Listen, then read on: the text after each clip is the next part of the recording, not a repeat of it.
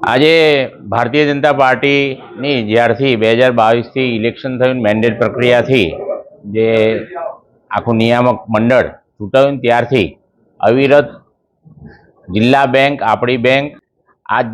બૃહદ ખેડા જિલ્લા એટલે કે 1200 ગામના પ્રતિનિધિત્વ કરતા એવા રાજકીય મહાનુભાવ એટલે કે અહીંના ધારાસભ્યો તેમજ સંગઠન ભારતીય જનતા પાર્ટીના સંગઠનના પ્રમુખશ્રીઓ તેમજ તેના મંત્રીશ્રીઓ અને બોર્ડ ઓફ ડાયરેક્ટર્સની ઉપસ્થિતિમાં સર્વાનુમતે મેન્ડેટ પ્રક્રિયાથી તેજસભાઈ એટલે કે મારું નામ અને રાજેન્દ્રસિંહ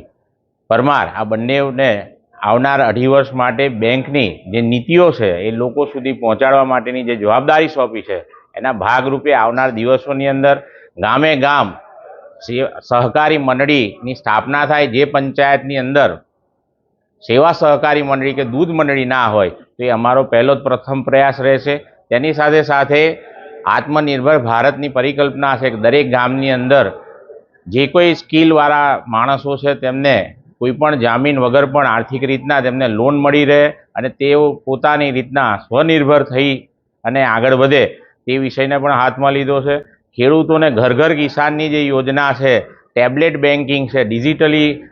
ખેડૂતોને કંઈ ધક્કો ના ખાવો પડે, એક જ જગ્યાએ જઈને એક જ દિવસે એની લોન મંજૂર થાય એ વિષયને પણ બેંકે આગળ લીધો છે। આવનાર દિવસોની અંદર અમે લોકો 20 તાલુકાની અંદર એક એવી સેવા સહકારી મંડળીની સ્થાપના કરવા જઈ રહ્યા છે કે જેની અંદર આદર્શ સેવા સહકારી આખા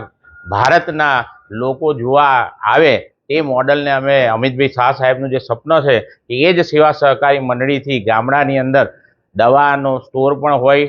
ડ્રોનથી ખેતીની અંદર ખાતર પણ છંટકાય, આ બધા જ વિષયો હાથ ઉપર લીધા છે। દેશના યશસ્વી વડાપ્રધાન શ્રીમાન નરેન્દ્રભાઈ મોદીએ સમગ્ર દેશમાં ગ્રામ્ય વિસ્તારમાં લોકોનું જીવન સ્તર સુધરે અને C2Cના માધ્યમથી, સહકારના માધ્યમથી ગામડાની સદ્ધરતા વધે અને ગામડાઓનું શહેરીકરણ અટકે એના માટે ભારતીય જનતા પાર્ટી તરફથી દરેક સહકારી સંસ્થામાં મેન્ડેટ પ્રક્રિયા ચાલુ કરવામાં આવી છે। નરેન્દ્રભાઈ, અમિતભાઈ અને CR પાટીલ સાહેબે જોયેલું C2Cનું સપનું સાકાર કરવા માટે અમે ત્રણેય જિલ્લાના સૌ આગેવાનો, ધારાસભ્યો, ડિરેક્ટરશ્રીઓ અને પાર્ટીના આગેવાનો ભેગા થઈને આજે સર્વાનુમતે બિનહરીફપણે ચેરમેન, વાઇસ ચેરમેનની નિયુક્તિ કરી છે। આ નિયુક્તિ દ્વારા આવનારા દિવસોમાં જિલ્લાની બધી જ મંડળીમાં નીચે જઈને પેક્સનું કામ પૂરું કરવામાં આવશે, C2Cનું સપનું સાકાર કરવામાં આવશે અને આવનારા દિવસોમાં ત્રણેય જિલ્લાના ગ્રામ્ય વિસ્તારમાં નરેન્દ્રભાઈએ જે સપનું જોયું છે ગ્રામ્યની આર્થિક સ્થિતિ સુધારવા માટે પ્રયત્ન કરવામાં આવશે।